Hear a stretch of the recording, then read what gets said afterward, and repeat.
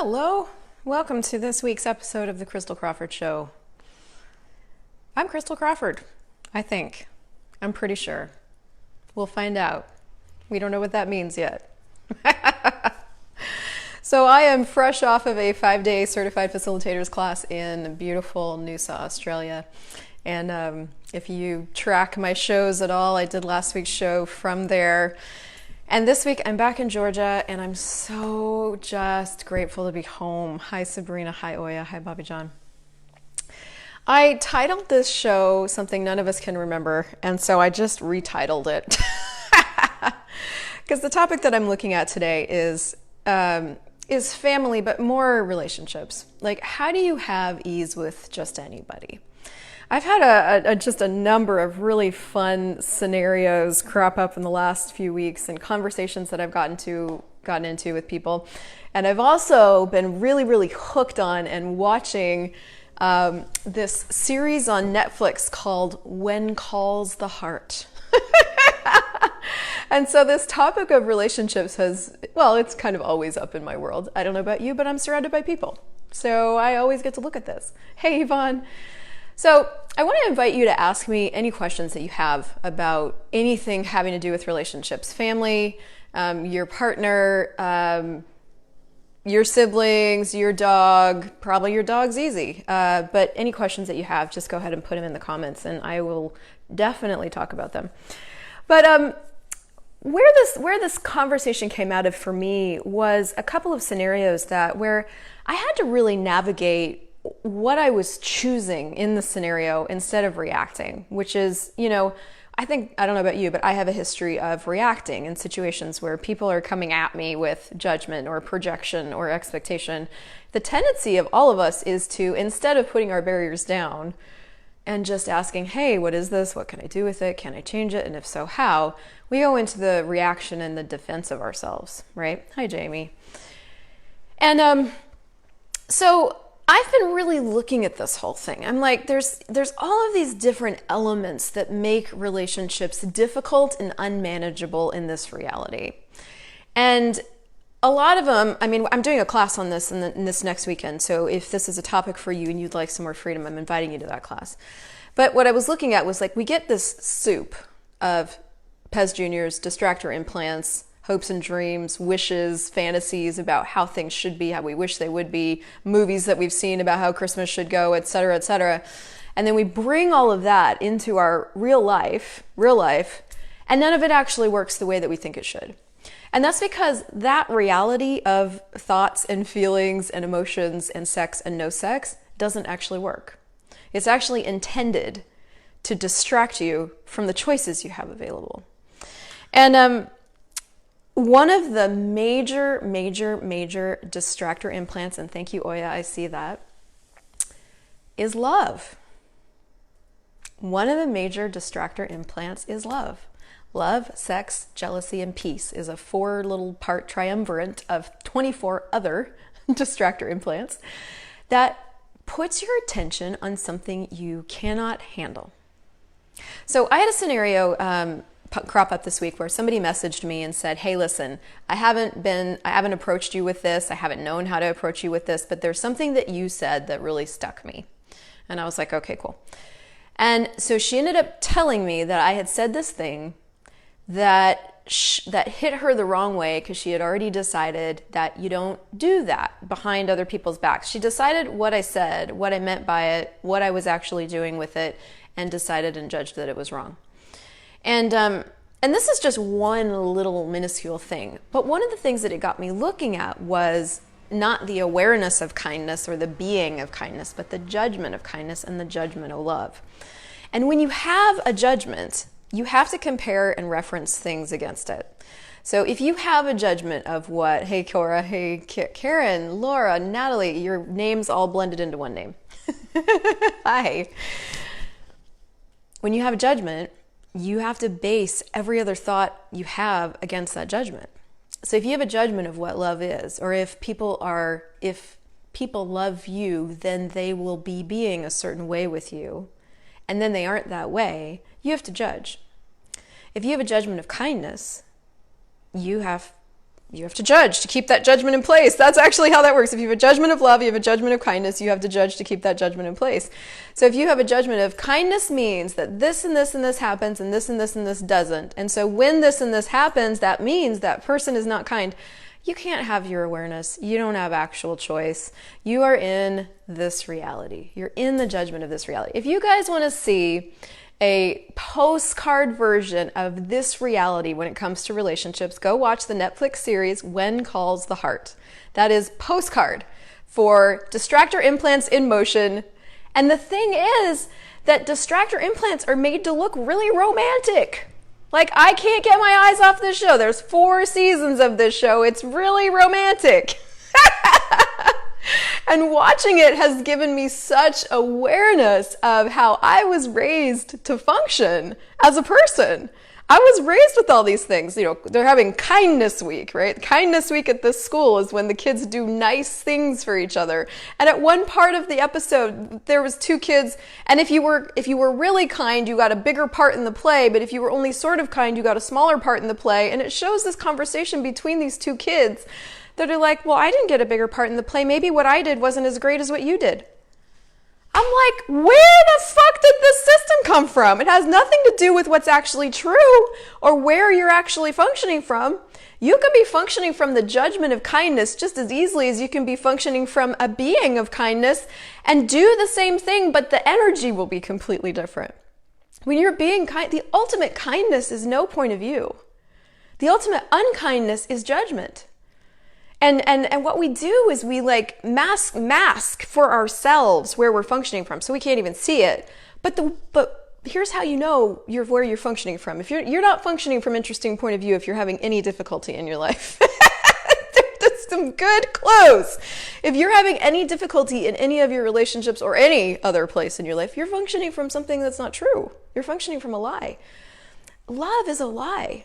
Gratitude is being. Actual kindness is being.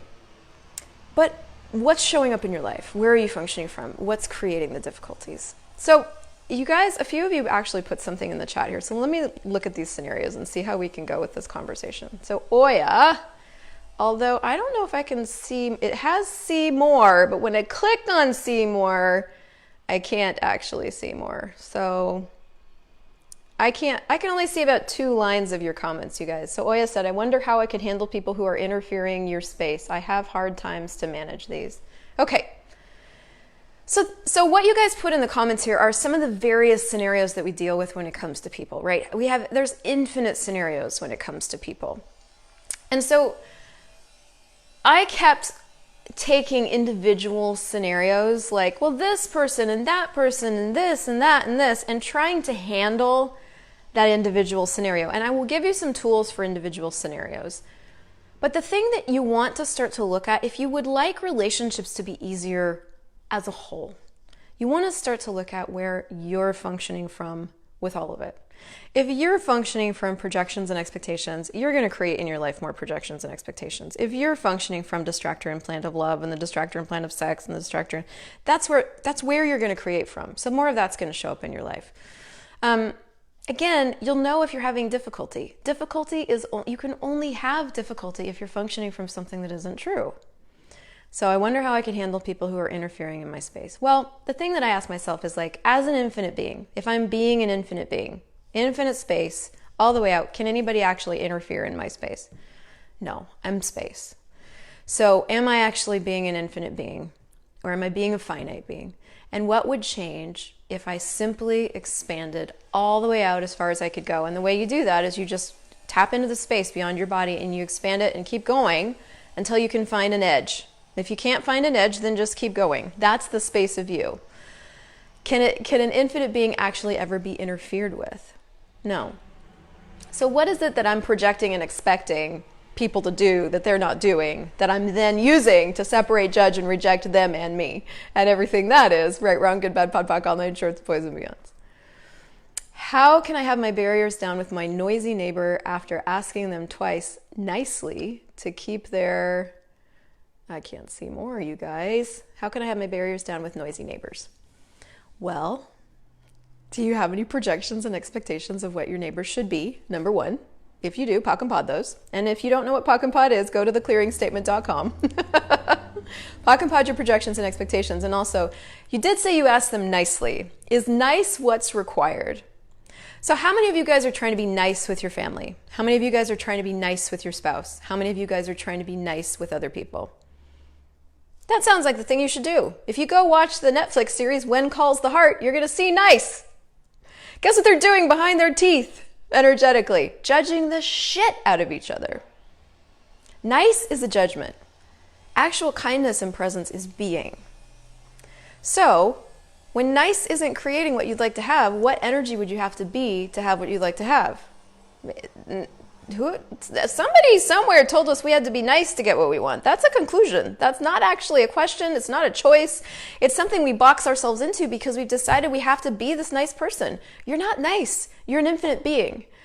But if you function from nice, you're going to limit the choices you have available to you. Nice doesn't always create what you'd like to have. Sometimes I have to be a potent bitch to get what I want. Sometimes potency is required. But potency can be very quiet, potency can be loud, potency can be angry, potency can show up in all these different ways. But potency comes from being willing to be, know, perceive, and receive everything with total ease. And I keep trying to get out of the sun, but it's not really working that well. Let me come over here. Oh, it's so much better. Sort of. Okay? So that's the question of what energy can I be to create what I'd like to have with total ease? And what am I refusing to be that I truly could be, that if I would choose to be it, would create total ease and clarity? What am I refusing to be that I truly could choose to be, that if I would be it, would create total ease? Okay?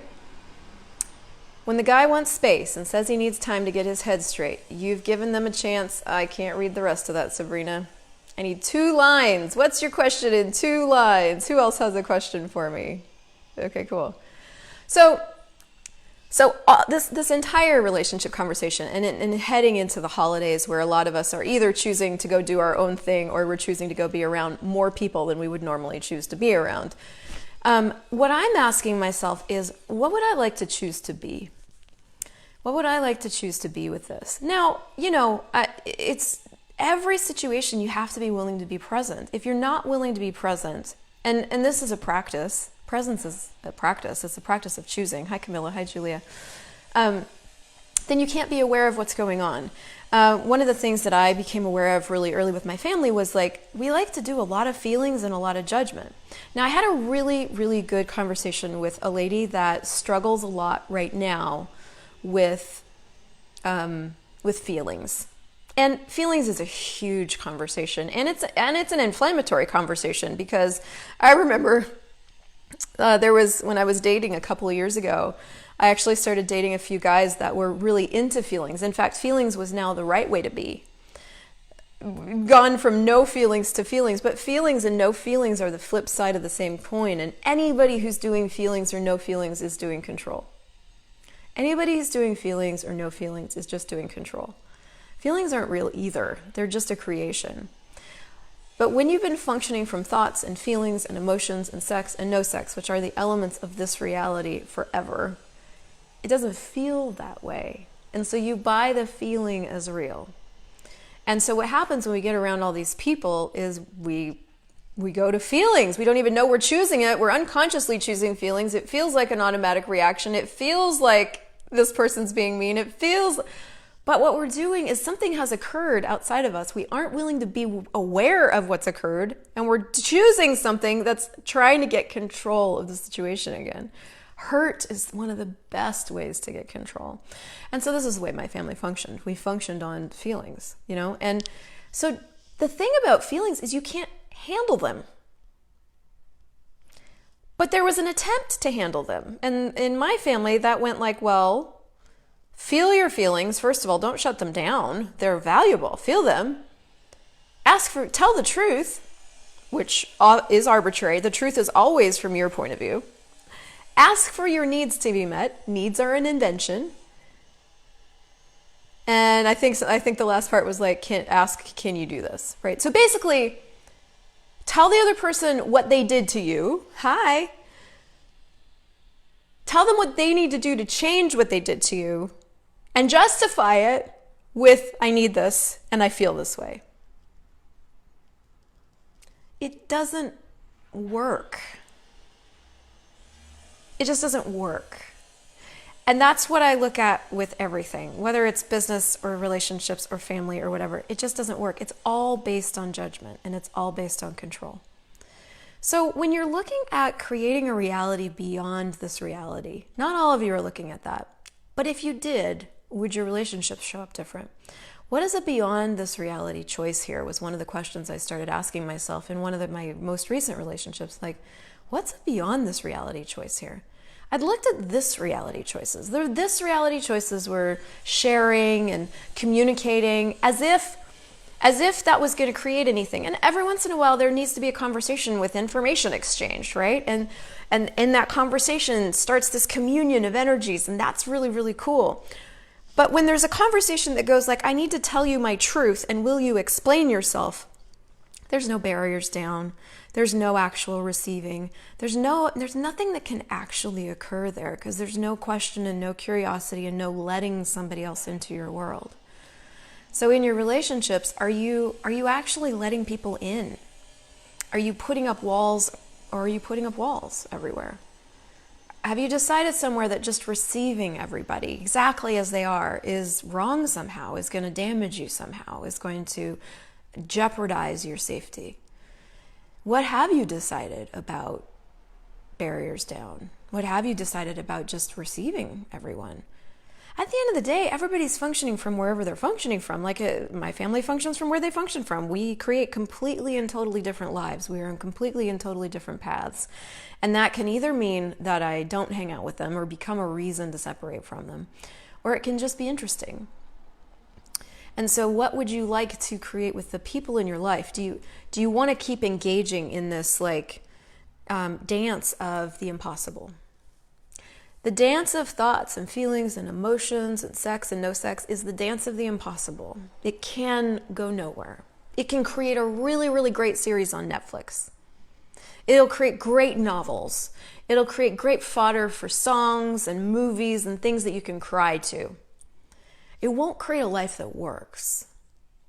And this is where you have to start looking at what you're creating, if you want. That's what I started looking at. I'm like, okay, I keep doing these things as if one day they're going to work, instead of really demanding of myself that I really choose interesting point of view in all the things. And so what am I demanding? Am I demanding anything of myself? Am I expecting that I'm going to keep doing the same thing? And one day when I find the right person, it was not my family and it's not this partner and it's not that partner, but someday there's going to be a person that I can do this thing with and it's actually going to work, right? Or am I going to start to choose something really different in here? Am I going to start to be something really different in here? And what are the tools that I can use to be that? That change will start with the demand of you.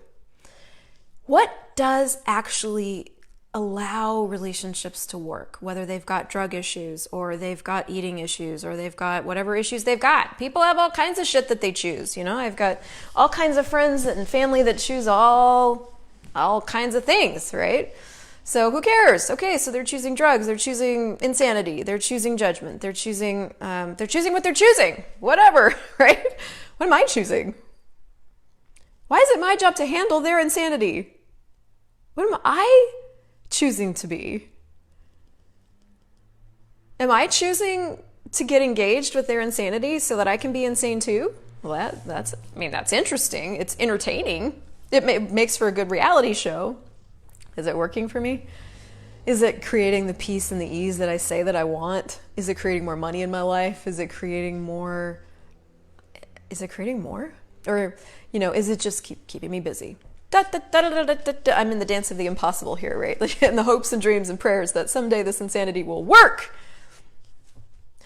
I don't know about you guys, but like when it came to money, I had to take this same conversation and apply it to money. I'm like, I keep doing the same things with money. I keep waking up in the morning and worrying and going into need and going into lack and going into stress as if that is going to create more money in my life. I'm actually using it as if that's going to work. And I keep hearing that doesn't work, but I keep choosing it. So the morning that I woke up and went, I have to change that. How do I do that? Oh, Gary tells us to go through the How to Become Money workbook 100 times. Have I ever actually done that? No. Fuck. Fine. I don't even know that that's going to work. That seems like a total diversion from the worry and the stress. If I leave the worry and the stress, is that actually going to change anything? So I had to diverge from my trodden path of worry and stress and need to this path over here that somebody told me is going to get me to where I want to go, but I don't have any proof or experience of that yet, right? Guess what? It created a totally different reality for me financially and keeps creating for me. So are you using your past reference points to try to create a future? Are you using your past reference points with your family to try to create a different future with them? Are you willing, or is it time to look at some new choices for you? What new choices would you have, new demands would you have to make of you to create that? The only thing that creates a different possibility in anything are the choices you make. And you make your choices in all the moments in every moment with all the people. And you can go after and try to ferret out your limitations so that the relationships get easier. But is that really the way? Or is there the choice for a different reality that will actually create it faster? See, you seek and you'll find. So if you seek your limitations, you'll find all kinds of limitations. You'll find other people's limitations that you thought were yours. You'll find limitations all day long, 24/7. If you seek and ask for and choose a different reality, that's what will show up. Because you're not only a seeker, you're a finder. And that's how powerful you actually are. So what are you seeking and asking for and choosing when it comes to the people in your life? Are you going to keep banging your head up against the wall? Surely if we have this kind of conversation, or if we do it this way, or what can I be that's different here? Because the coolest thing about a point of view, well, one, it just creates your reality. But two, a point of view is like a tug of war. I love this example. I got this from Stephanie, right? It's a tug of war. So if I have a point of view, on the other side of the rope, somebody else has a point of view, you're pulling on the rope, everybody's locked down and tied to the rope. But the moment that I go, oh, interesting point of view, nothing can actually stay in place, right? The moment that I choose something different and I just walk away from the rope and I go start creating something else, not walk away from my family, not walk away from people, I just walk away from the point of view. I don't need to be right about it. I don't need to buy it, so you're judging me. Okay, so you're judging me. Well, that's interesting. That changes maybe what I want to choose with you. I might not want a very, very close relationship with you if that's what you choose to do is judge me. But it doesn't, that's it. So you're judging me. Okay, cool. What would I like to choose? So how much have you linked what other people are choosing to what you can choose? How much are you in the dance of insanity with the other people? And the thing that changes that is being something different, is being interesting point of view. And it's being the demand for you, not for them. The tools aren't for them. They're for you. So that you can be a different reality in and amongst everybody else and just have ease. You get to have ease and peace and joy, if that's what you choose, with anybody. But that's got to be a choice that you make. And then you get to actually ask how that can show up in your world. Because I don't know how that shows up in your world. That's going to show up for you totally different the way it just shows up for me. But as I'm walking into, a scenario with other people, especially other people with whom I have a lot of history, I'm looking at that. I'm like, I wonder what it would take to just have total joy with all the things. I wonder what it would take to receive everything with ease. I wonder what it would take to not resist and react to anything that goes on. And to just receive it all as like, oh my God, this is fascinating. As if I was watching a show on Netflix, right? Because that's really what this reality is it's one big fucking reality show. It's just we make it mean something. If it's my mom saying it, it means something. If it's my sister saying it, it means something about me. All of a sudden we buy it as real and true because who that person is in our life and what we've made them mean to us. That's made up. You made that up. You made that up. You bought it. You took it home. You made it a part of your life. You're creating from it. It's not true.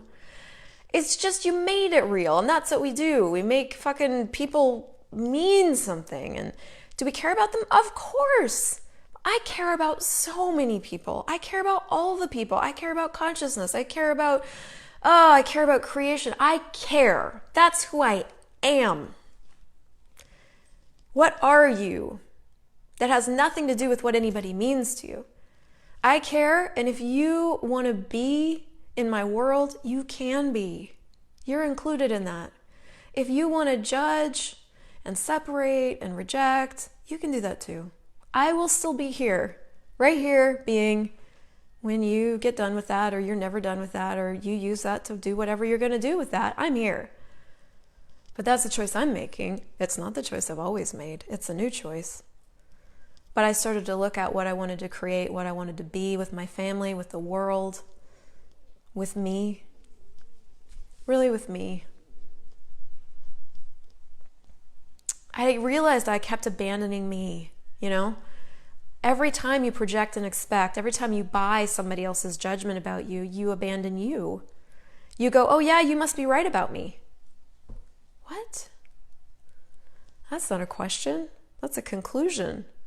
You bought into their reality, made it yours. Their reality has nothing to do with yours. Even if you said the thing that they said you said. They're experiencing it, receiving it from their point of view. Still nothing to do with you. It's not personal. Nothing of what anybody else does in your world is personal to you, guys. You are not that important. They just use you and what you say and do as a reason and justification to have a problem. You're convenient.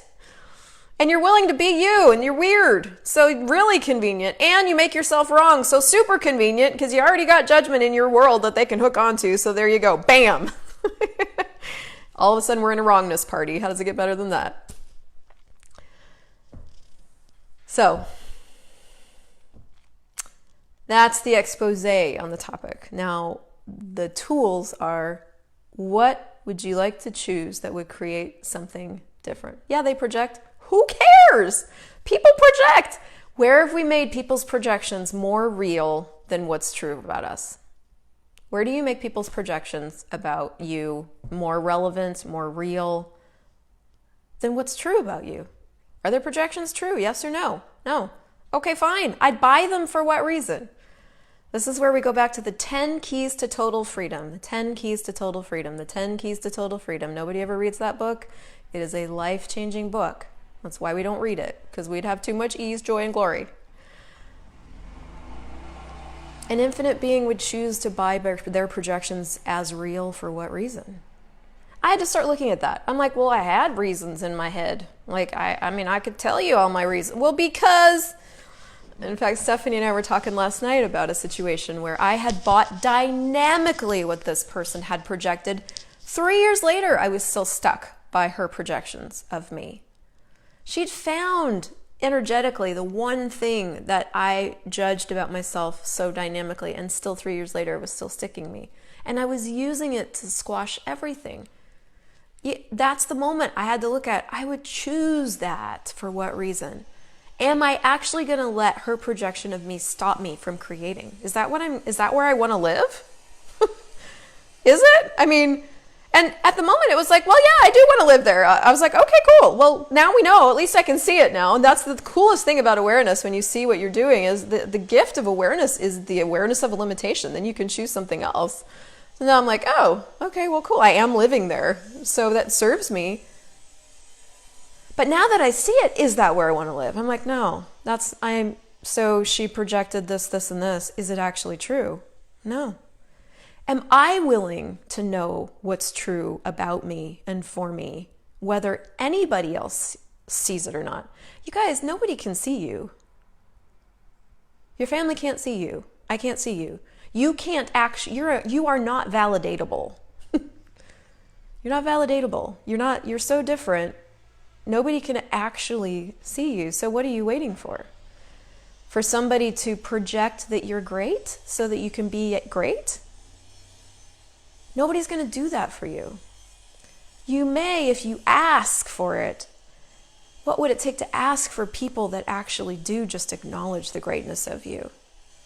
But are you asking for that, or are you busy resisting and defending against the people that will never acknowledge that about you because you won't?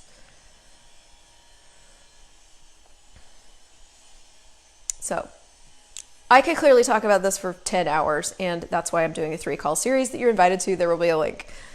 What I'd invite you to look at if you don't come on the series is, what would I like to use people to create for me? People are going to be people. How can I use them to create more for me? What would I like to choose to be? What would it be like to be interesting point of view? How could I use that tool around all the people? What would it be like to be no form, no structure, no significance? What would it be like to receive everything here with no point of view? Thank you, Jamie. And you can play with barriers down. And literally all you do is you just ask barriers down, barriers down, barriers down, barriers down, barriers down. And as soon as you feel them go up, one, you can ask, well, who does that belong to? Are those my barriers or someone else's? And then you can also just push them down again. And that's one of the ways that you can play with receiving. But every single thing that comes out of anybody's mouth can be an opportunity to practice and choose interesting point of view if you'd like. And the other question that has really contributed to me with people is, am I making this real? Am I making this real? Did I just make the judgment of me real? And most of the time when it's sticking me, I've made it real. When it's sticking me, I've done something to buy it. It's matched a point of view in my world. So I just pock and pot everywhere I made it real. And I pock and pot all the conclusions that I have holding any and all of it in place. All the conclusions I have in my world that hold any and all of this in place. Right, wrong, good, bad, pod, poc, all nine shorts, boys and beyonds. So I'm going to shut up. I am so grateful for you. If you got anything out of this, I'd be really grateful if you'd share it so other people can find these tools and have more ease. And if you'd like to join me on the 3-call series, I'll make sure that you get a link. What would it take to create a reality beyond this reality with relationships and with family with total ease? Bye.